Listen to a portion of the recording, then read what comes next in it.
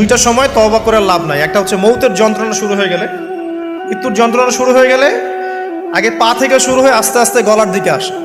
হাদিসে যেমনটা এসেছে, সূরা ওয়াকিয়ার মধ্যেও আছে যে পায়ের দিক থেকে যন্ত্রণা শুরু হয়ে আস্তে আস্তে আস্তে আস্তে এই গলার দিকে আসে, এবং আত্মাটা গলার এখানে যখন চলে আসে, এখান থেকে মালাকুল মউত আত্মাটাকে নিয়ে চলে যায়। এবং চোখ দিয়ে তাকিয়ে থাকে মানুষ, রুহটা চলে গেলে মানুষ চোখ দিয়ে তাকিয়ে থাকে। দেখবেন এই কারণে মৃত ব্যক্তি তাকিয়ে থাকে, চোখ খোলা থাকে।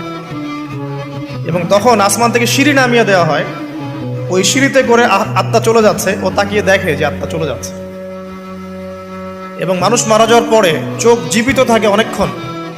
মেডিকেল সায়েন্স যারা পড়েছে তাদেরকে জিজ্ঞাসা করবে, মানুষ ডেড হয়ে গেলেও চোখ দেখবেন আরো কয়েক ঘন্টা, হয়তো আরো নির্দিষ্ট একটা সময় পর্যন্ত চোখটা কিন্তু জীবিত থাকে। এই জন্যে চোখ বন্ধ করে দিতে হয়। যাই হোক, যেটা বলছিলাম যে মৌতের যন্ত্রণা শুরু হয়ে গেলে তওবা করে লাভ নাই, তওবার দরজা বন্ধ। আর পশ্চিম দিক থেকে সূর্য উঠে গেলে তওবা করে লাভ নাই, তওবার দরজা বন্ধ।